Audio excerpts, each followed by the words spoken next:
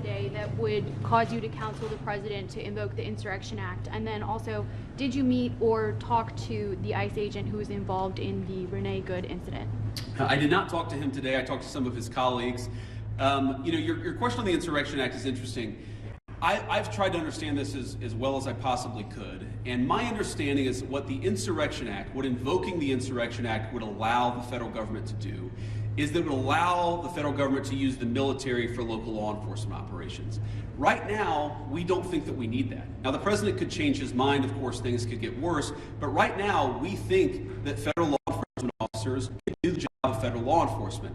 Now, what I do worry about, again, is if the chaos gets worse, if more and more ICE agents start getting assaulted, if other law enforcement officers start getting assaulted, that would be a real problem. But again, we have so much federal law enforcement resources here right now. We have so many people here that we do not want to have here.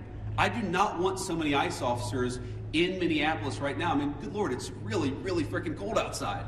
But they're here not even to enforce immigration laws, but to protect the people from the rioters. That's an absurd state of affairs, and we wouldn't need it if we had a little bit more cooperation from the Minneapolis Police Department. Again, the Minneapolis Police Department, my understanding is that the actual beat cops on the ground, they would love to help out, but they're being told by somebody, I don't know if it's Mayor Frey, they're being told by somebody not to cooperate at all. What kind of a person tells their local police don't protect somebody if they're being assaulted by a rioter? It's crazy, and it's got to stop.